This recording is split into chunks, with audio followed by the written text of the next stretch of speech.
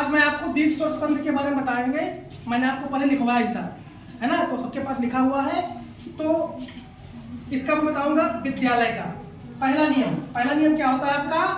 अगर छोटा आ के बाद छोटा आ या यहाँ पे बड़ा आ जाए या फिर बड़ा आए, यानी ह्रास स्वर आए या दीर्घ स्वर आए, तो इसके बाद क्या बनता है?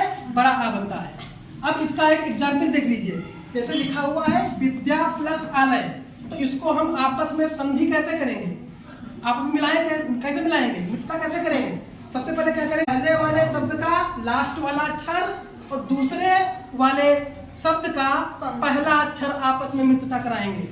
क्योंकि हम पढ़ रहे हैं स्वर संधि, तो स्वर निकालेंगे इसमें से। अब देखिए लिखा हुआ है विद्या प्लस आलय, विद्या, तो विद्या में क्या स्वर क्या है? या में क्या है स्वर?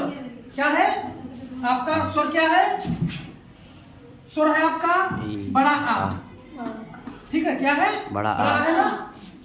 और दूसरे वाले शब्द में पहला अक्षर क्या है? बड़ा आ है कि नहीं है? तो आपस में इनकी मित्रता होगी तो क्या बनेगा? बड़ा आ बनेगा, ठीक है। अब देखिए, अब जो इसमें शब्दों में से जो निकाल दिया है उसको हटा दो। अब हम विद्या को ऐसे भी लिख सकते हैं, ऐसे लिखते हैं, लिखते हैं, ये भी लिख सकते हैं। और इसका बड़ा आ निकल गया, इसका बड़ा आ निकल गया, तो क्या बचा? इधर क्या बचा? लय बचा। अब चूंकि ये इसका बड़ा आ इसका बड़ा आ निकला है, तो क्या बनेगा? बड़ा आ, तो यहाँ पे बड़ा आ लगा देंगे, तो क्या हुआ? विद्यालय, है ना। तो ये आपका पहला नियम। अब दूसरा नियम क्या है? दूसरा नियम है छोटी ई या छोटी ई, बड़ी ई या बड़ी ई, कहने का ह्रास स्वर या दीर्घ स्वर के बाद कोई दूसरा ह्रास स्वर या दीर्घ स्वर आता है, या ई के बाद कोई दूसरा आता है, तो क्या बनेगा? बड़ी, ठीक है। तो बड़ी में दूसरा आपका स्वर क्या होता है? दूसरा आपका मान लीजिए लिखा है गिरीश, गिर प्लस ईस, ठीक है। अब इसको आप पसंद करोगे, कैसे करोगे? सबसे पहले क्या करेंगे?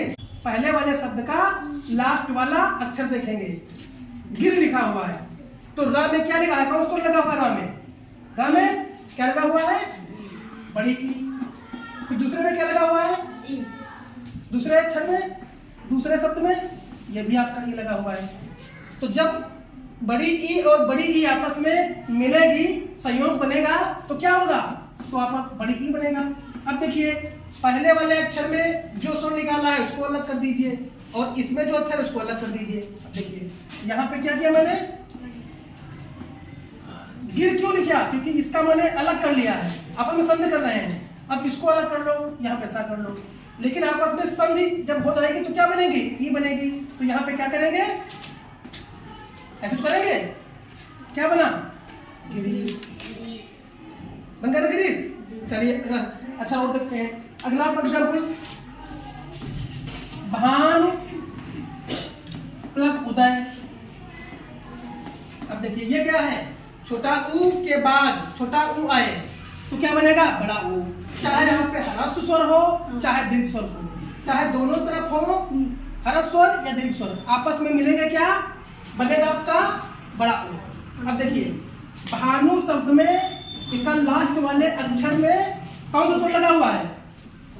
बड़ा ऊ लगा हुआ है, ठीक है। और दूसरे वाले पहले अक्षर में क्या लिखा हुआ है? छोटा ऊ, है ना। आपस में मिलेगा तो क्या बन जाएगा?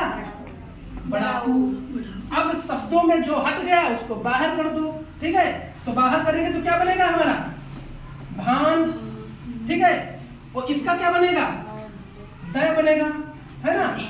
बना कि नहीं बना? दय। अब चूंकि आपस में इनकी मित्रता हुई है तो क्या हो जाएगा? क्या हो जाएगा? भानु ऊ, यहाँ पे ऊ लग जाएगा, तो क्या बना हमारा? भानुदय।